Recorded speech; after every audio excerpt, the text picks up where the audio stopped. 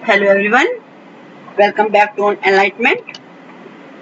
आज हम डिस्कस करने जा रहे हैं John Dewey's experimental school model. जो जॉन डीवी का प्रयोगात्मक स्कूल प्रतिमान है उसको डिस्कस करेंगे। ये आपका बीएड सेकेंड ईयर का जो आपका नई तालीम वाला पेपर है उसमें 4th यूनिट का ये टॉपिक है। इससे पहले हम गांधी जी का मॉडल और टैगोर मॉडल ये दोनों डिस्कस कर चुके हैं। तो आज हम डिस्कस करेंगे जॉन डीवी का मॉडल ऑफ नई तालीम। ये जो जॉन डीवी हैं, ये जॉन डीवी ने इसके एजुकेशन के रेफरेंस में बहुत ज़्यादा काम किया है और ये एजुकेशनल जो इस वीडियो में हम जानेंगे कि इनके एजुकेशनल थॉट क्या हैं और इनके अकॉर्डिंग जो एजुकेशन दी गई उसके क्या ऑब्जेक्टिव थे, किस तरह का करिकुलम था और किस तरह से इन्होंने जो इनका एक्सपेरिमेंटल स्कूल था उस स्कूल का क्या प्रोसेस था, किस तरह की एजुकेशन दी जाती थी, क्या इंस्ट्रूमेंटलिज्म ऑफ डीवी यानी कि डीवी का उपकरणवाद या और साधनवाद, ये साधन किस चीज को मानते थे इसको देखेंगे और साथ ही साथ इसके क्या क्या मेरिट और डिमेरिट थी इसके बारे में हम जानेंगे। तो हम स्टार्ट करते हैं John Dewey's experimental school model. सबसे पहले हम जॉन डीवी के थोड़ी उनके लाइफ स्टाइल के बारे में जानेंगे कि उनका लाइफ स्केच क्या था, है ना, इसको देखेंगे। और इसी के साथ ही यदि आपको वीडियो पसंद आती है तो आपको वीडियो को लाइक करना है और अपने साथियों के साथ इसको शेयर भी कर देना है। और यदि आप न्यू व्यूअर्स हैं, आप चैनल को सब्सक्राइब कर लीजिए और बेल आइकन के बटन को प्रेस जरूर कर लीजिए जिससे कि आने वाले हर वीडियो का नोटिफिकेशन आप तक टाइमली पहुंचता रहे। तो हम स्टार्ट करते हैं life sketch of John Dewey. जो ये जॉन डीवी हैं, ये एक अमेरिकन फिलोसोफर हैं थे and educator who was a founder of philosophical movement known as pragmatism. ये इनको प्रैग्मेटिज्म का को जो है आगे ले जाने का भी इनको श्रेय दिया जाता है कि ये व्यवहारिकता, इन्होंने अपना जो इनका फिलोसफिकल एस्पेक्ट है, जो इनकी थ्योरी है, उसमें भी इन्होंने एक प्रैग्मेटिज्म की बात की है, व्यवहारिकता की बात की है और सामाजिक कुशलता की, सोशल एफिशिएंसी की बात की है। और अब ये जो है इनको माना जाता है कि प्रैग्मेटिज्म जो थॉट है, जैसे कि आपका नेचुरलिज्म थॉट है, आइडियलिज्म है, इस तरह से प्रैग्मेटिज्म जो थॉट है वो जॉन डीवी ने उस थॉट को बहुत आगे बढ़ाया है। तो इनका जो जन्म हुआ था वो 20 अक्टूबर 1859 में बर्लिंगटन वर्मोंट इंग्लैंड में हुआ था, ठीक है। और he graduated from the University of Vermont in 1879 at the age of 20.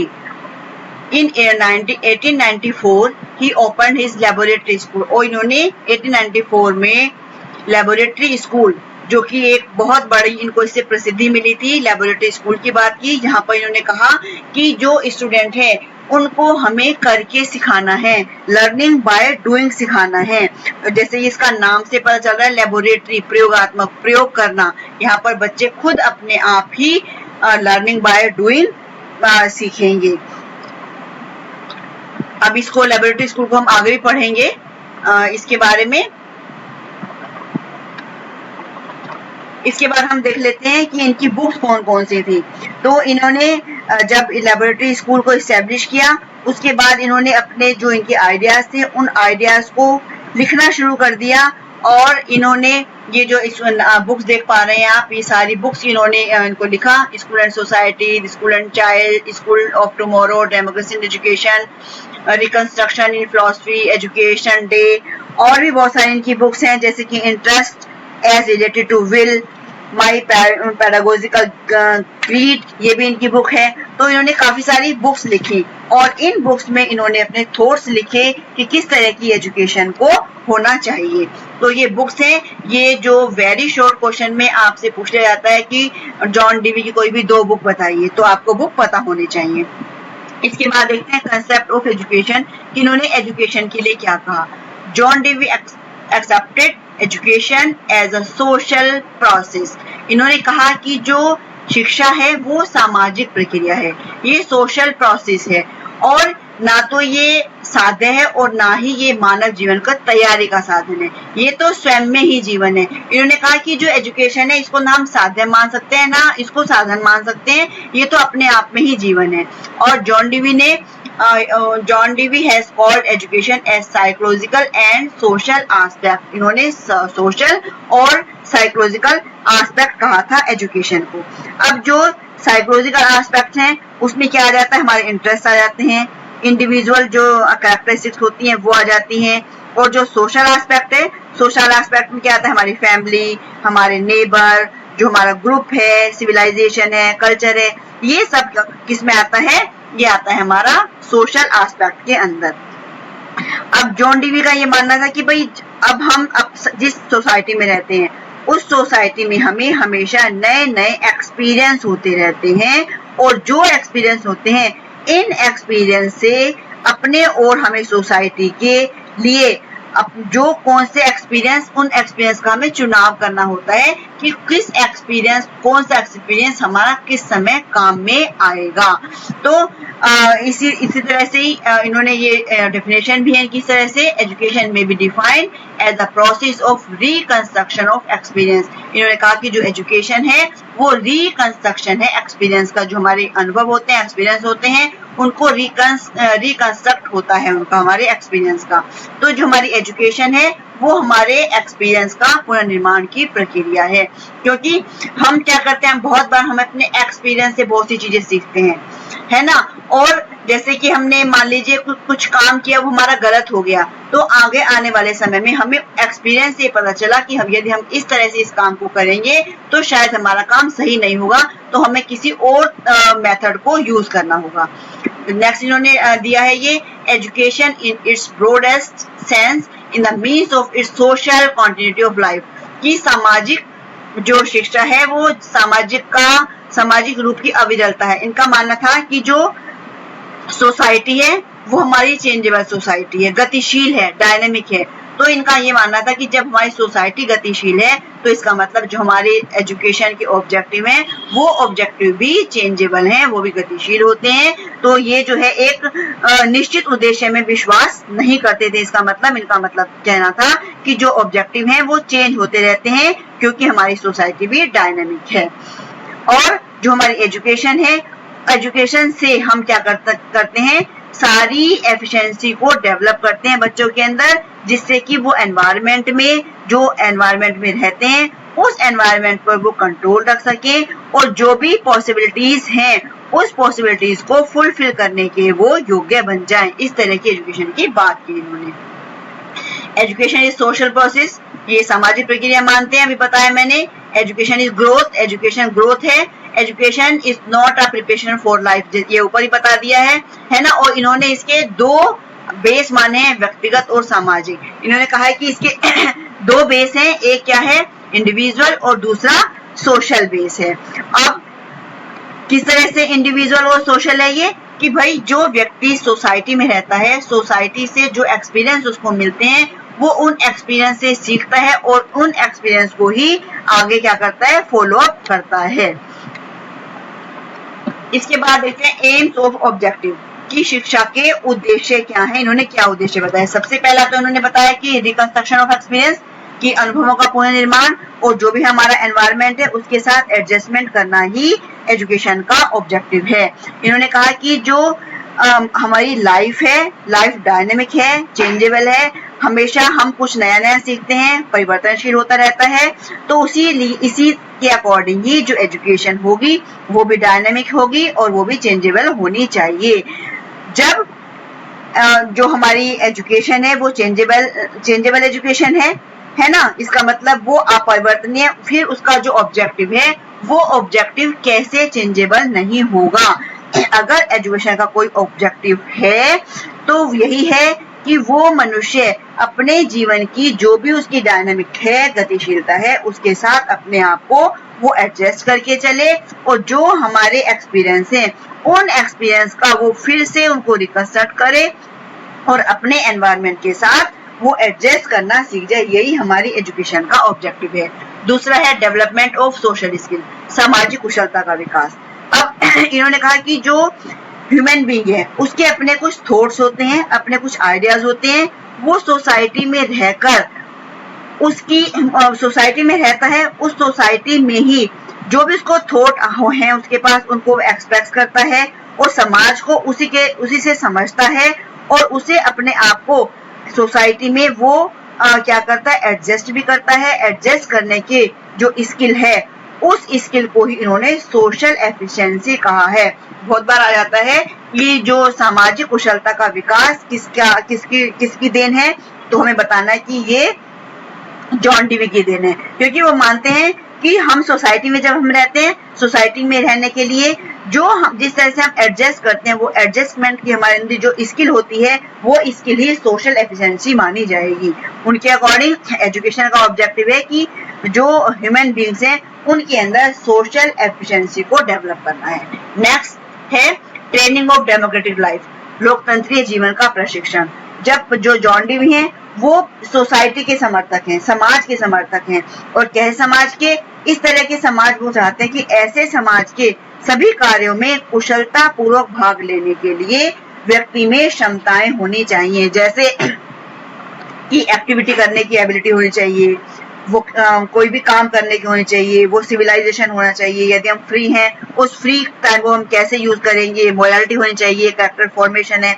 तो ये सब उन्होंने कहा कि ये सब डेवलप करना एजुकेशन की रिस्पॉन्सिबिलिटी है। हालांकि जो डीवी हैं उनका कोई एक निश्चित मापदंड नहीं है, क्योंकि वो मानते हैं कि सत्य जो है परिवर्तनशील है, सत्य बदलता रहता है, तो उनका वो ये जो उनका निश्चित मापदंड नहीं है। उनका कहना है कि जो समाज है उसकी बदलती हुई जो स्थितियां हैं, उनका जो स्ट्रक्चर है वो भी बदलता रहता है। तो ये हमारे हो गए ऑब्जेक्टिव। इसके बाद देखते हैं करिकुलम के लिए इन्होंने क्या कहा, करिकुलम कैसा होगा। करिकुलम के लिए कहा curriculum should be child centre and society centre, क्योंकि ये मानते हैं कि बच्चे को हमें लर्निंग बाय डूइंग सिखाना है और वो ही मेन रहेगा, स्टूडेंट ही मेन है। तो जो हमारा करिकुलम है वो स्टूडेंट की एफिशिएंसी, उसके इंटरेस्ट को ध्यान में रखते हुए जो हमारा करिकुलम होना चाहिए। और जो ट्रेडिशनल करिकुलम है उस ट्रेडिशनल करिकुलम को इन्होंने अपोज किया। इन्होंने कहा कि जो बच्चे हैं उनकी साइकोलॉजी के अकॉर्डिंग और उनके सोशल स्टेटस, उनकी नीड्स के अकॉर्डिंग ही हमारा करिकुलम होना चाहिए, जो कि बच्चे के इंटरेस्ट पर और उसकी एफिशिएंसी पर बेस्ड होता है। उसके बाद है curriculum should be based on the interest. मैंने ये बता दिया कि जो करिकुलम होगा बच्चे के इंटरेस्ट पर होना चाहिए, उसकी आवश्यकताओं पर होना चाहिए। और जो हमारा करिकुलम का ऑब्जेक्टिव होगा, जो हमारा करिकुलम होना चाहिए वो स्टूडेंट की योग्यताओं के अकॉर्डिंग, रुचि के अकॉर्डिंग, उनकी आदतों के अकॉर्डिंग, और हमें उनकी साइकोलॉजी स्टडी करने के बाद ही हमें इसको करिकुलम को रखना है। और इसमें हमें ध्यान रखना है कि बच्चे के अंदर जो हमें करिकुलम देना है वो उसकी रुचि पर आधारित होगा। और इसके साथ साथ उन्होंने कहा कि क्लास 1 to 6 तक के लिए करिकुलम में language, maths, history, geography, science और वीविंग, गार्डनिंग, ड्राइंग, म्यूजिक, ये सब होना चाहिए। नेक्स्ट है curriculum should be utilitarian. Curriculum जो होगा वो उपयोगी होना चाहिए। उपयोगी होना चाहिए मतलब ऐसे सब्जेक्ट नहीं होने और ना हो कि जिसका कोई यूटिलिटी नहीं है, जिसकी कोई आवश्यकता ही नहीं है। तो ऐसे सब्जेक्ट हो कि जो हमारे वास्तविक जीवन से संबंधित हो, जो वास्तविक आवश्यकताओं को पूरा करते हो, जो जीवन के जो हमारी समस्याओं को सोल्व करते हो। मतलब करिकुलम में ऐसे सब्जेक्ट को प्लेस देना चाहिए जो उससे संबंधित जो भी एक्टिविटीज हैं उनको करने के लिए वो मोटिवेट करे और opportunities they. Curriculum should be flexible. अब करिकुलम ऐसा रिजिड नहीं होना चाहिए कि हमें उसमें कुछ चेंज ही नहीं कर सकते। तो करिकुलम जो है वो लचीला हो, उसमें हम चेंज कर सकते हैं। और क्यों चेंज, कैसे चेंज करना है, क्योंकि भाई हमारी क्लास में हर तरह के बच्चे होते हैं, सबके इंडिविजुअल डिफरेंस होता है, सबकी नीड्स अलग होती हैं। तो उनका जो सोशल बैकग्राउंड होता है वो भी अलग अलग होता है, उनकी आवश्यकताएं अलग होती हैं। इसीलिए जो करिकुलम है, करिकुलम में भी डाइवर्सिटी होनी चाहिए। उनका मानना था कि जो सोसाइटी का स्टेटस है, उनकी जो नीड्स है वो बदलती रहती हैं, तो इसलिए ऐसा करिकुलम हो जिससे कि जो चेंजेबल सोसाइटी है उस सोसाइटी की वो नीड्स को फुलफिल करे। There should be correlation in all the subject and activities of curriculum. पाठ्यक्रम के सभी विषयों और क्रियाओं में सहसंबंध होना चाहिए, क्योंकि ये मानते थे कि जो हमारी लाइफ है ये अपने आप में एक होल यूनिट है, पूरी यूनिट है। और इनका मानना था कि इससे संबंधित जो भी नॉलेज है, एक्टिविटीज है, वो भी एक होल यूनिट है। और उन्होंने इस बात पर भी ज्यादा एम्फेसिस दिया कि जो करिकुलम है उसमें जो भी सब्जेक्ट हैं या जो भी हम एक्टिविटीज रख रहे हैं वो आपस में, एक्टिविटीज और जो सब्जेक्ट यानी कोर्स है वो आपस में कोरिलेट होना चाहिए, जिससे कि हम बच्चे को उसके वास्तविक जीवन के लिए तैयार कर सकें और वास्तविक जीवन की एक्टिविटीज के बेस पर ही उसको हम डेवलप कर सकें। और इसमें ये भी कह सकते हैं कि जो करिकुलम है वो वास्तविक जीवन की क्रियाओं पर आधारित होना चाहिए, मतलब आर्टिफिशियल नहीं होना चाहिए। वो जो हमारी रियल नीड्स हैं उन नीड्स पर ही बेस होना चाहिए। ऐसा करिकुलम हो कि जो बच्चों को जीवन की जो एक्टिविटीज है उनको सीखने का आधार बनाए। और इससे इस सिद्धांत पर उन्होंने बहुत ज्यादा बल भी दिया था कि जो करिकुलम होगा वो वास्तविक जीवन की क्रियाओं पर आधारित होना चाहिए। अब इसके बाद देख लेते हैं डीवीज एक्सपेरिमेंटल स्कूल की। जो डीवी का प्रयोगात्मक स्कूल है वो स्कूल के बारे में देख लेते हैं कि ये प्रयोगात्मक स्कूल, जो भी मैंने फर्स्ट स्लाइड में आपको बताया था कि उन्होंने लेबोरेटरी स्कूल को डेवलप किया था। और जो ये लेबोरेटरी स्कूल था इसमें जो 4 to 14 एज के बच्चों को एडमिशन दिया जाता था और हर वर्ग में, मतलब हर सेक्शन में 8 से 10 जो स्टूडेंट रखे जाते थे। और ये जो लेबोरेटरी स्कूल है ये एक ऐसा स्कूल था जिसमें एजुकेशन से रिलेटेड जो मतलब उनके विचारों का प्रयोग किया जाता था, इसलिए इसको लेबोरेटरी स्कूल कहा गया। और उनके जो भी रिजल्ट थे उनको एक्सप्लेन किया जाता था, नए नए डिसीजन लिए जाते थे, नए नए सिद्धांत की खोज की जाती थी। और कुछ लोगों ने इसे शोध प्रयोगशाला की संज्ञा भी दी है। शोध प्रयोगशाला यानी कि रिसर्च लेबोरेटरी भी इसको कहा है। Dewey established an experimental school at the University of Chicago in 1896. Dewey's experimental school is also called the activity school. इसको एक्टिविटी स्कूल भी कहा गया। और यहाँ पर क्या मैंने आपको बता दिया कि बच्चों की जो नेचुरल एक्टिविटीज थी उनको नेचुरल एक्टिविटीज कराई जाती थी। और यहाँ पर इसकी 2 कैरेक्टरिस्टिक्स थी, क्रिया करके सीखना, लर्निंग बाय डूइंग। यहाँ पर बच्चों को करके सिखाया जाता है। यहाँ बच्चे क्या करते हैं, खुद करते हैं, उनको काम असाइन कर दिया जाता है और उसके बाद वो बच्चे अपने आप करते हैं। यहाँ पर टीचर क्या करता है, टीचर उनको ऑब्जर्व करेगा, वो यहाँ पर फैसिलिटेटर रहेगा, वो उनको गाइडलाइन देगा, लेकिन काम बच्चे अपने आप ही करेंगे। और दूसरा है रीऑर्गेनाइजेशन ऑफ एक्सपीरियंस, अनुभवों का पुनर्संगठन करना। और जो उनके एक्सपीरियंस हैं उन एक्सपीरियंस से वो नई नई चीजें जोड़ते हैं और उनको फिर से रीऑर्गेनाइज करते हैं। तो जो यहाँ पर है, यहाँ पे ये जो स्कूल है इसमें जो टीचर और स्टूडेंट दोनों एक्टिव रहेंगे, लेकिन मेन पार्टिसिपेशन क्या होगा वो स्टूडेंट का होगा। और यहाँ पर क्या है, बच्चों के जो टीचिंग है उसके लिए उनको नई नई जो मेथड्स हैं वो सिखाए जाते हैं, मेथड की खोज की जाती है। और जो इनकी बुक थी द स्कूल एंड सोसाइटी, इसमें भी इन्होंने कहा कि जो टीचर एक जिज्ञासा के साथ अपना काम करता है, मतलब उसके अंदर क्यूरियोसिटी होती है। और जो टीचर है किसी पूर्व निर्धारित नियम और सिद्धांतों के अनुसरण के लिए बाध्य नहीं है। तो यहाँ पर डीवी का ये मानना है कि जो पूर्व निर्धारित प्री डिसाइडेड कोई भी ऑब्जेक्टिव नहीं होते हैं, कोई भी रूल्स नहीं होते हैं, ये जो है बार बार बदलते रहते हैं।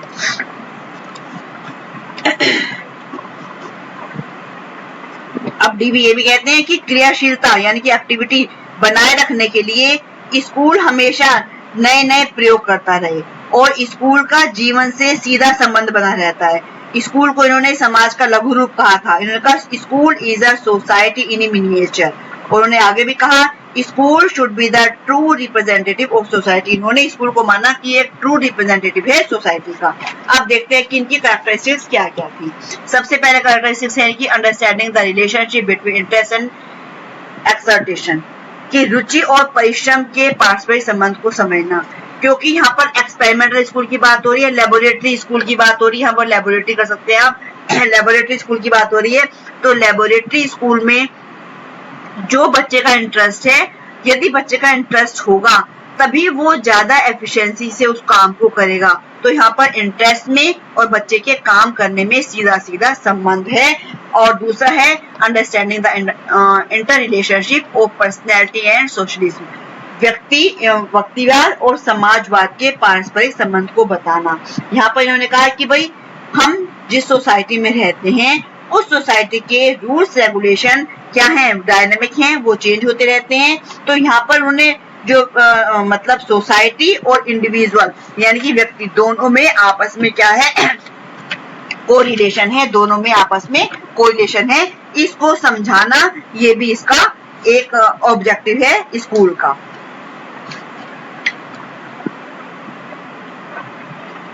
क्योंकि यहाँ पे क्या है कि जो बच्चे हैं वो अन्वेषण विधि सीखते हैं, वो खुद रिकंस्ट्रक्ट करते हैं और इस तरह से क्या होता है, उनको अपॉर्चुनिटीज भी मिलती हैं, वो खुद क्या करते हैं, खुद खोज मतलब खुद काम करते हैं। इसका मतलब उन्हें खुद खोजने के अवसर भी मिलते हैं और उन्हें कुछ नया काम करने की अपॉर्चुनिटीज भी दी जाती हैं क्लास के टीचर के द्वारा।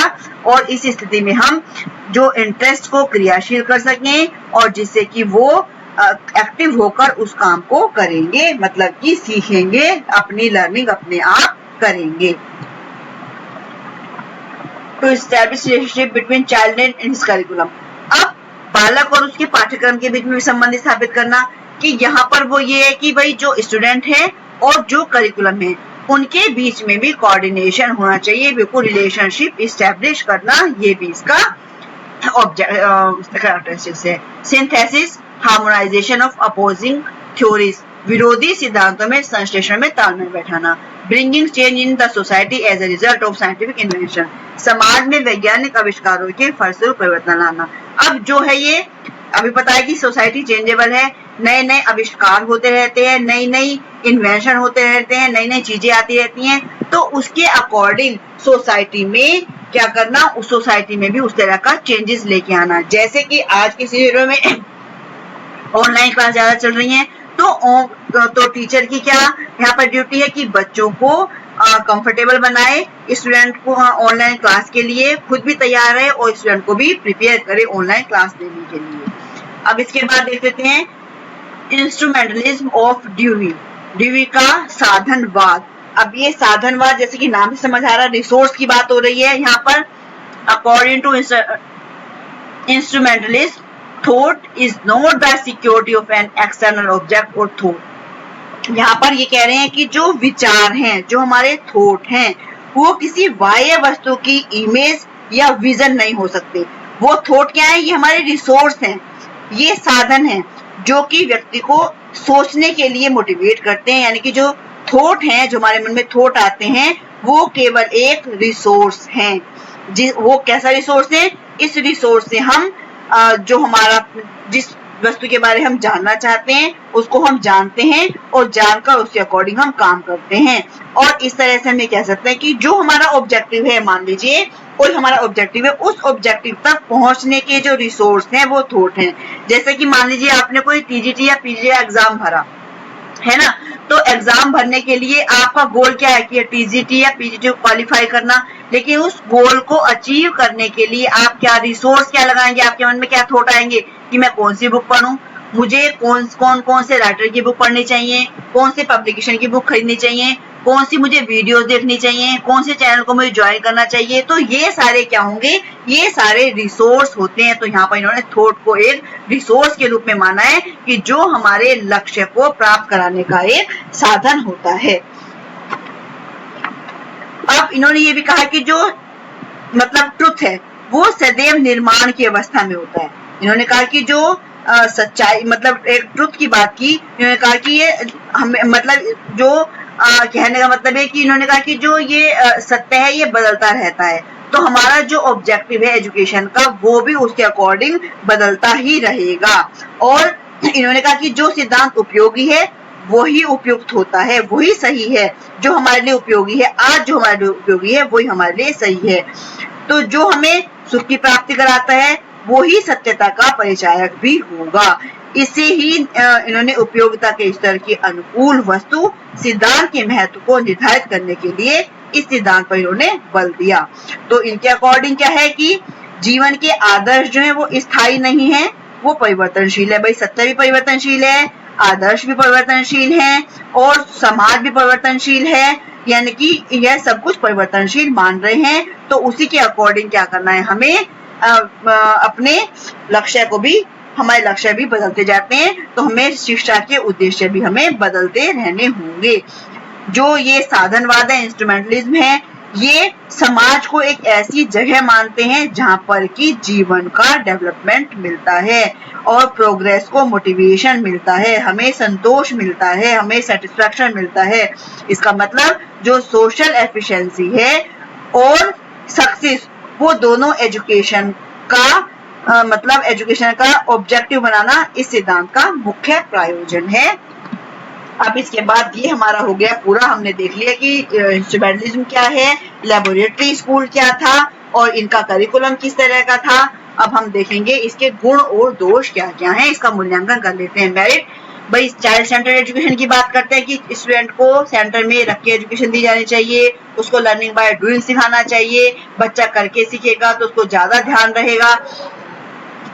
तो यहाँ पर क्या करना है, यहाँ पर इसका मतलब कि बच्चे को हमें बुकिश नॉलेज नहीं देनी है ना, उसे एनवायरनमेंट ऐसा देना है, वो खुद अपनी नॉलेज को खुद कंस्ट्रक्ट करेगा और वो उसके अपने जो उसके आइडियाज हैं उन आइडियाज को भी वो फ्रीली रिप्रेजेंट कर पाएगा। दूसरा है प्रोजेक्ट मेथड, परियोजना विधि। ये जो परियोजना विधि है ये जॉन डीवी के जो इनके स्टूडेंट थे किलपैट्रिक, उन्होंने इसको प्रोजेक्ट विधि को बनाया और इससे क्या था, प्रोजेक्ट विधि से जो सारे सब्जेक्ट हैं उन सब्जेक्ट की नॉलेज और एक्टिविटीज का जो ट्रेनिंग थी वो किसी प्रोजेक्ट के थ्रू एक यूनिट के रूप में दी जाती है। और इसमें बच्चे क्या करते हैं, एक प्रॉब्लम को चुन लेते हैं और वो जो प्रॉब्लम होती है बच्चे के जीवन से रिलेटेड होती है। तो यहाँ पर क्या है कि बच्चा खुद काम करता है, खुद सीखता है।